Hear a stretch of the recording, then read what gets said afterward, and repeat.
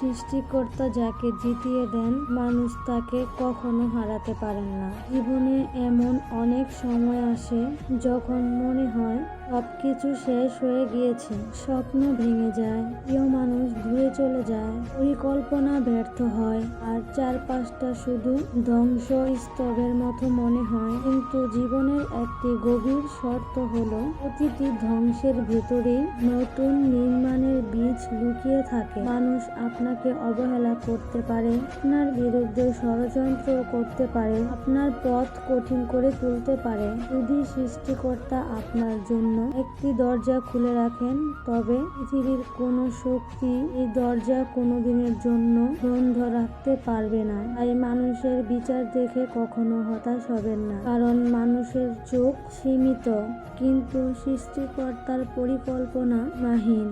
অনেক সময় আমরা মানুষের ওপর এত বেশি প্রত্যাশা রাখি, তার আচরণে ভেঙে পড়ি। কেউ কথা রাখে না, কেউ প্রতিশ্রুতি ভুলে যায়, কেউ প্রয়োজন ফুরাইলে দূরে সরে যায়। তখন মনে হয় সব শেষ। কিন্তু সত্যি হলো, যার ভরসা মানুষ সে প্রায় হতাশ হয়, আর যার ভরসা সৃষ্টিকর্তা সে বারবার ভেঙেও আবার দাঁড়ানোর শক্তি পায়। মনে রাখবেন, বিলম্ব মানে বঞ্চনা নয়, প্রতীক্ষা মানে প্রত্যাখ্যান নয়, আর আজকের ব্যর্থতা মানে আগামীকালের পরাজয় নয়। সৃষ্টিকর্তা যখন কাউকে উঠিয়ে দেন, তখন হাজারো বাধা তাকে থামাতে পারে না, আর যখন তিনি নতুন পথ দেখান, তখন বন্ধ দরজার আড়াল থেকেও সুযোগের জন্ম হয়। তাই মানুষের উপর নয়, নিজের প্রতি প্রচেষ্টা আর সৃষ্টিকর্তার পরিকল্পনার উপর বিশ্বাস রাখুন। কারণ